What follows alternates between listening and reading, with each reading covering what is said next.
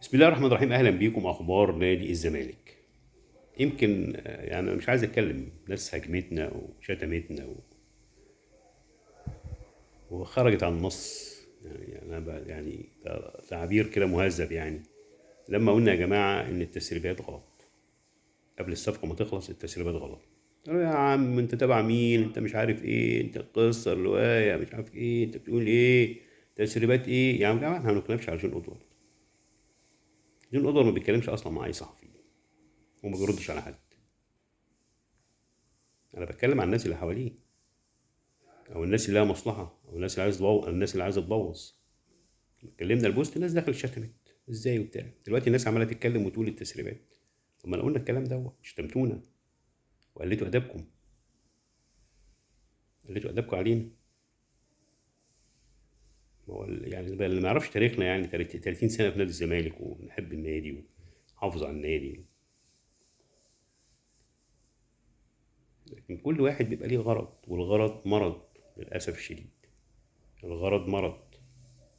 لكن انا لا ابالي بالحاجات دي عموما. طالما الواحد صح وضميره مرتاح وبيقول كلمة حق، خلاص مش مشكلة بقى. ما تدخليش بقى في كل مرة أصل أنت مش عارف تبع مرتضى منصور، وأنت تبع فلان الفلاني، وأنت تبع علان العلاني. إحنا تبع الحق وبنقول رأينا.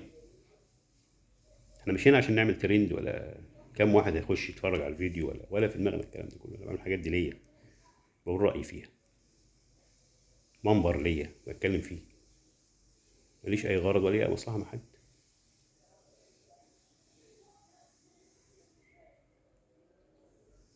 الصفقة باظت، الناس طلعت. طب يعني طبعا، يعني أنا بلوم على اللي طلع خبر الإصابات إن هو راجل كثير إصابات، ان هم غرقوا الاداره، او غرقوا جون ادوارد، او غرقوا جهاز الكوره. انت بتتكلم عن اصابات على لعيب 44 مباراه، لاعب 42 مباراه، على لعيب جاب 10 اهداف وعامل كذا اسيست. ما هو للاسف برضك لازم يبقى عندك مستشارين، ناس تديك الصح. القصه دلوقتي قصه احتراف، قصه فلوس. انت جبت لعيب، خلصت معاه، عمل كشف طبي، هياخد المقدم بتاعه، عايز ياخد المقدم كاش، ما فيش، خلاص جاله عرض تاني مشي. هي دي القصه كلها. خلاف مالي، خلاف مالي في المقام الأول.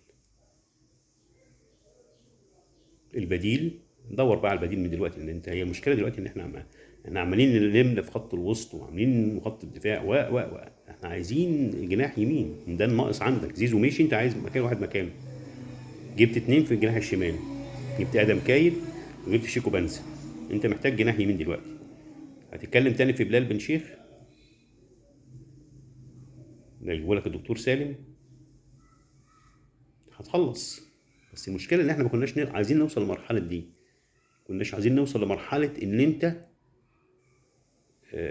تدور على اي حد وخلاص. تدور على اي حد وخلاص. انت كنت جايب لعيب كويس، كنت حافظ عليه بقى.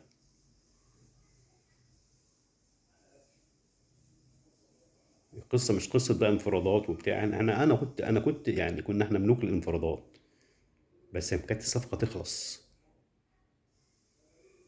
كنا بنتابع لاخر لحظه. اول ما اوكي، كنا من اول ناس ننزل في الزمالك تي في، موقع الزمالك تي في اللي كان الناس فاكراه، يعني كان من موقع رقم واحد في مصر.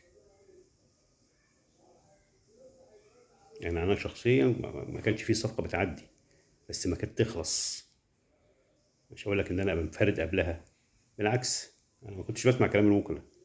كان زمان بقى نظام الفاكسات والتليفونات الارضيه، يتصلوا بيك ويقول لك ده فلان مرشح بقوه للزمالك، عشان ياخدك خيط ان انت تروج للعيب دوت. ما كناش بنقع في الفخ دوت ولا الخيط دوت.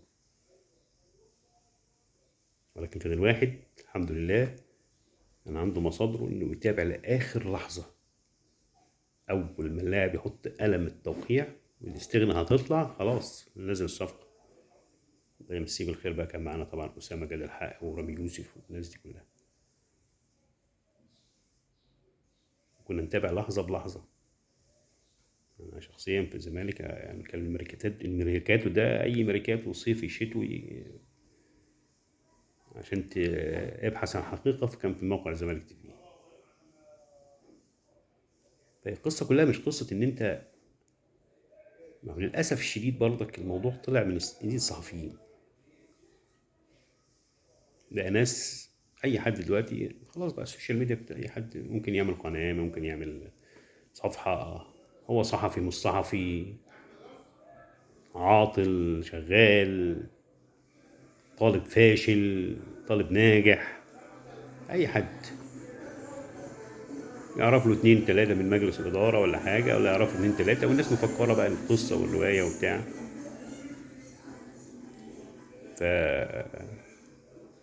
فالموضوع بقى سايح زي ما بيقولوا. الموضوع بقى سايح، الموضوع بقى سايح.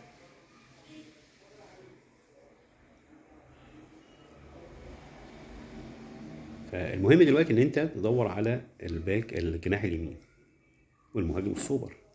وبعدين سؤال بسأله، هو مش الاستاذ ممدوح عباس طلع وقال ان انا متعهد بصفقتين سوبر؟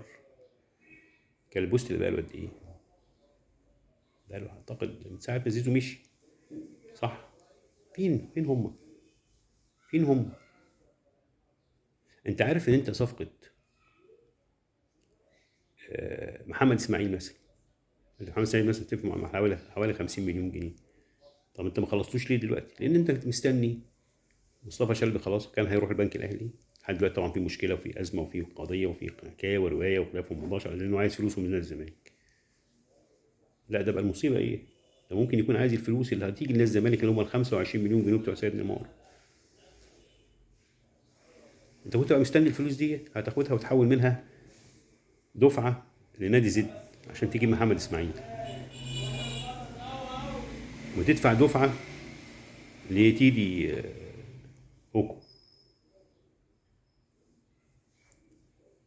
فطبعا الفلوس ما جاتش، اللي اخر ان انت تحول الفلوس، وجاله عرض بقى من الرياض السعودي، فخلصت القصه.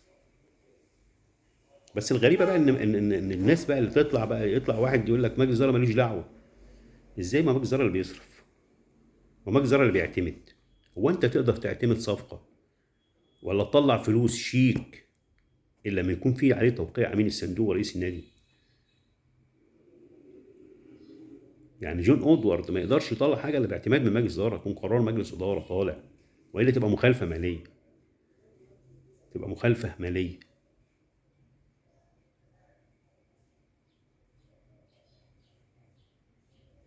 فالناس اللي بتطلع بقى كل واحد بقى ليه غرض، مش مشكله. للاسف جمهور الزمالك طيب يعني، جمهور الزمالك بس يهاجم الناس اللي هي كلمه يفكروا لا مغرض مش عارف ايه. يا عم انت مالك؟ مالي ايه يا ابني؟ احنا بقالنا سنين. مالي ايه؟ مالك انت اصلا؟ انت مين اصلا؟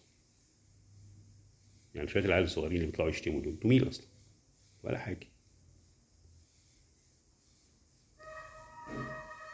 فمحمد اسماعيل مستني الفلوس تحوله. احمد ربيع مستني مصطفى شلبي. لحد دلوقتي البنك الاهلي معاه احمد ربيع عنده.